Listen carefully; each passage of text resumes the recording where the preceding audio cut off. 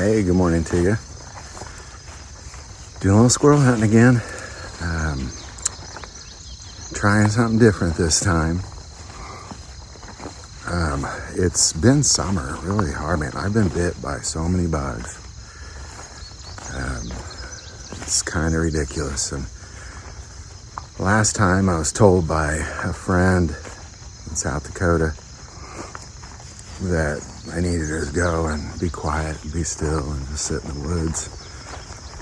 And I did, but in the summertime, if I go in the woods, I always wear shorts because I want to know if there's a tick on me. Like, this is Tick Haven, Missouri. Like, there's so many ticks. I bet I've been bitten by, 100 ticks this summer alone.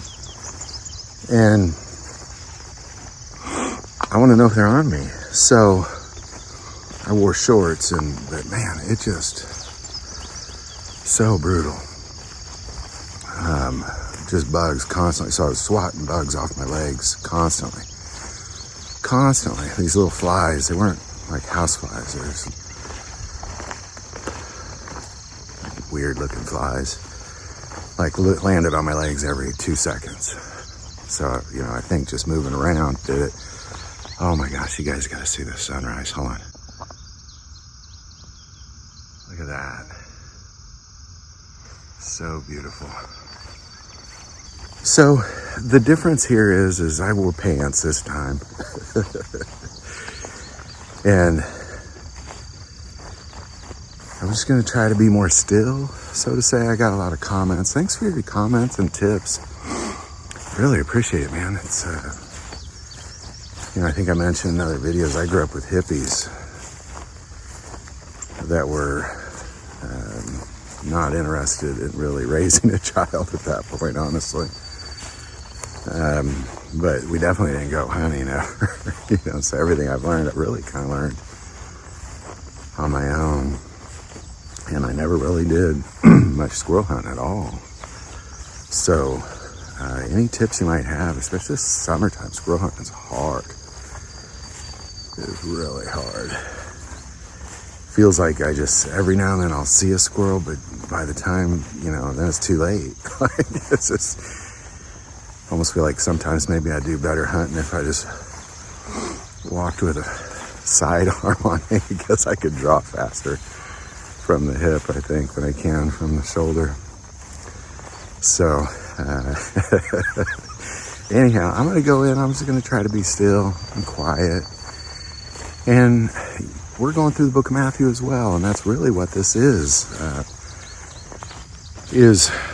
something I've really prayed about doing, because there was a year or two ago I felt called to get out on the water, and I was just every day, and then eventually started going through Matthew 24, and then kept going, and then God just said, keep on going, go all the way to the end. So I did, and I felt just called to go through the whole book, and got back out on the water, but God was like, well, you should be fishing while you're out here. And I thought, well, that's strange. So did that for a bit. And then he told me to go out in the woods, and I did. And he said, you should be hunting out here. So I did. What I realized is that I'm supposed to be hunting and fishing every single time I do a video. Now, we're on Matthew 1, I think verse 8 now. And this is like the 15th video, so it's a lot of hunting, and I haven't even made it out of chapter 1 yet. So it's really been fascinating, but that's what we're doing. So I'm going to go sit. Same spot I was at in the last video. I think it's a good spot. And I'm just going to sit. I'm going to try to be super still and super quiet. Obviously, I'm going to make a little commotion coming in, but once I'm in, I'm just going to try to sit still for a solid hour. And then once I feel like I've exhausted all options, I'll then go through the part of Matthew we're talking about, which is the genealogy, and it's incredibly fascinating to see the lineage of Jesus Christ and how God orchestrated his plan from the very beginning is amazing every step of the way. And we're actually at a place where it really kind of just gets crazy. I'm gonna stand still for a second. It's beautiful. I love Missouri because it's a perfect combination of woods and pastures. And that's my favorite kind of land, just rolling hills and woods combined with pastures. And love it here. But as we go through this genealogy, we're at this place where it takes a weird turn. And seeing how God, from the very beginning, like literally manipulates this bloodline all the way to Jesus. And I'd mentioned in a couple videos that, because we're at the part where David begot Solomon and Solomon begot, and it keeps going. And I mentioned that David was the first king in the lineage. And a lot of people are like, no, Saul was the first king. And I know that. He was the first king of Israel. David was the first king in the bloodline of Jesus Christ, and that's it. It starts the kingship, so to say, in the bloodline of Jesus Christ. So when I say it starts the kingship, that's what I'm referring to. I'm referring to it starts the kingship of the bloodline of Jesus Christ. Started with David. He was the first in the bloodline of Jesus Christ to be king.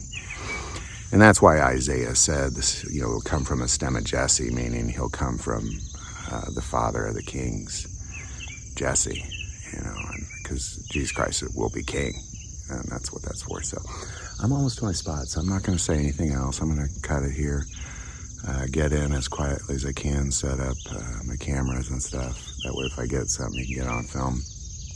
And after about an hour of silence and being still, I'm going to go through Matthew. So we'll see you on the other side of the sun.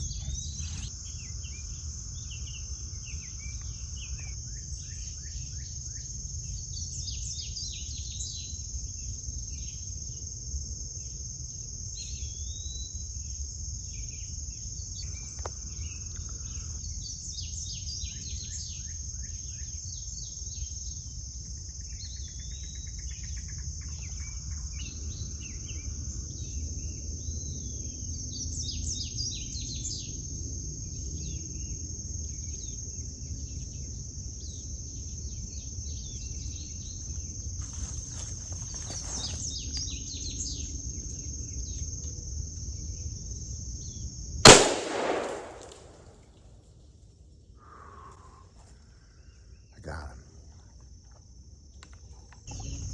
All right, I'm having a hard time finding him. I got him. He's up in this tree here.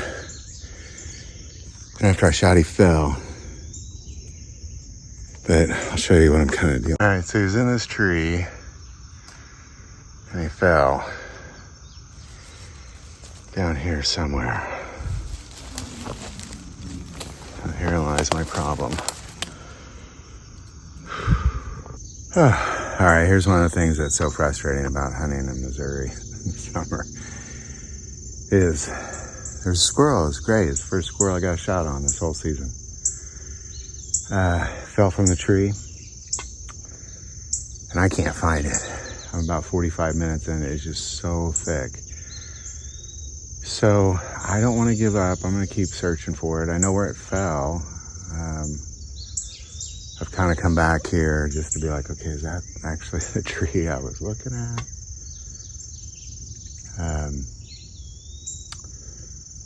So I'm going to head back over there, and I'm going to bring the tripod, and we'll film over there. We'll talk about Matthew as I'm searching. So see you guys over there. Hopefully find the squirrel. I can say that I definitely want to find it. I definitely want to find it. I definitely want to use it as food, and but the fact that I actually got one, I'm so thrilled. So let me see if I can't find this little guy, and we'll go through Matthew. All right, this is the tree. So I'm just gonna lean that against that tree there. And I'm hoping I just see it. But I'm going to take a moment. We'll go through Matthew here since clearly my cover's blown. And again, where we are is it's the genealogy of Jesus Christ. It's incredibly important. And what we're about to see is something that where wickedness intervenes, but yet God makes a way. It's really pretty fascinating. So we're going to pick it up where we left off, Matthew 1, starting verse, we'll start in 6. Jesse begot David the king. David the king begot Solomon by her who had been the wife of Uriah.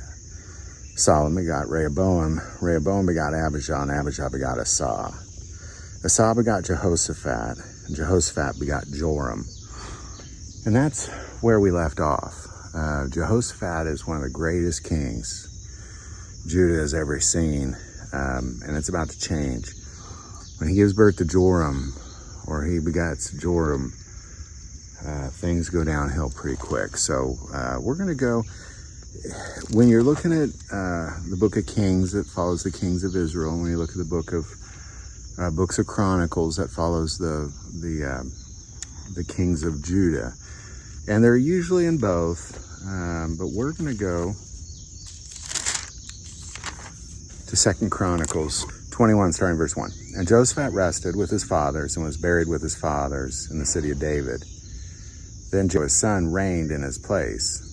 He had brothers, the sons of Jehoshaphat, Azariah, Jeiel, Zechariah, Azariah, Michael, Shephatiah. All these were the sons of Jehoshaphat, king of Israel. Their father gave them great gifts, silver and gold and precious things, with fortified cities in Judah. But he gave the kingdoms to Joram, because he was the firstborn. Now when Joram was established over the kingdom of his father, he strengthened himself and killed all his brothers with the sword, and also others of the princes of Israel. Joram was 32 years old when he became king, and he reigned 8 years in Jerusalem. And he walked in the way of the kings of Israel, just as the house of Ahab had done, for he had the daughter of Ahab as a wife, and he did evil in the sight of the Lord. All right, I'm going to pause there while I continue to kind of look here. So Joram was wicked, and when he says that he went the way of the kings of Israel, he's the king of Judah, so he's following the kings of Israel, which at the time is Ahab, a wicked, like Antichrist type of person. And Joram marries the daughters, a daughter of Ahab, and so the bloodline of Jesus is about to become the bloodline of the wicked Ahab. And obviously God is not going to allow this to happen, and we're going to talk about how he does that in the next episode. But it's an important note to talk about, that this is this moment in time where the bloodline really gets messed up and God fixes it. But Joram is a wicked, wicked king, and God has a means of taking care of wicked kings. And in this case, he does it. Well, let's just keep going. Yet the Lord would not destroy the house of David because of the covenant that he had made with David, and since he had promised to give a lamp to him and to his sons forever. So ultimately God's like, got to find a way. Like he can't, because it can't just kill him, you know. So he does kill him, but he uses this situation as offspring to dilute out Ahab. And again, we'll talk about it on the next episode.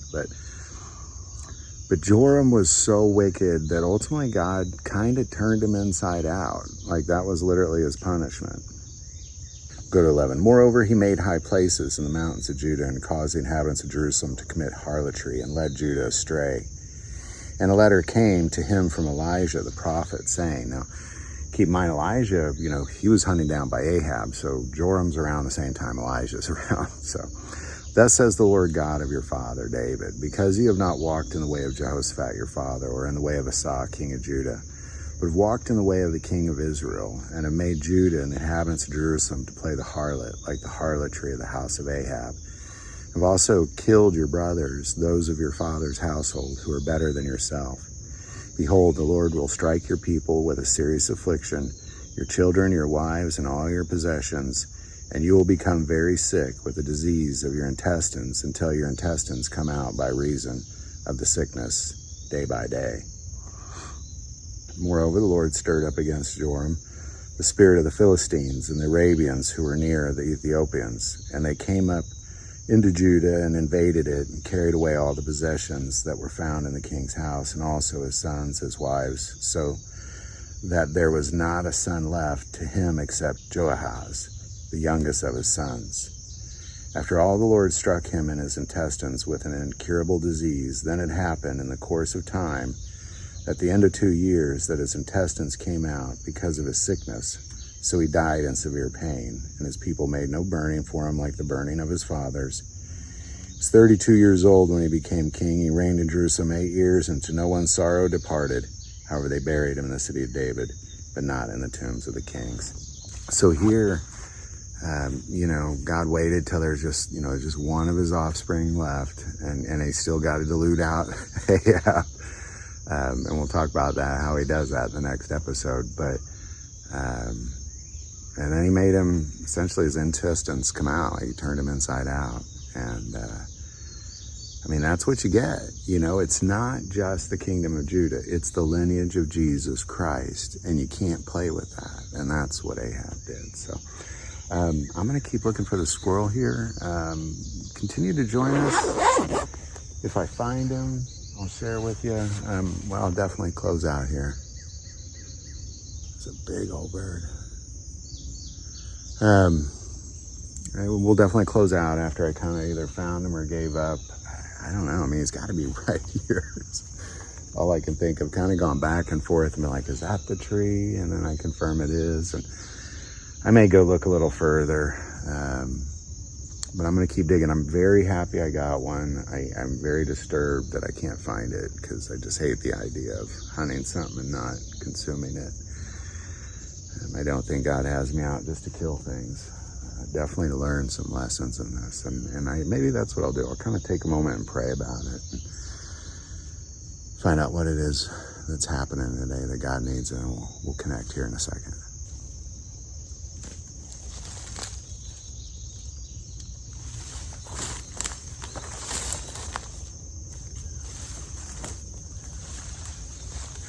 Found him.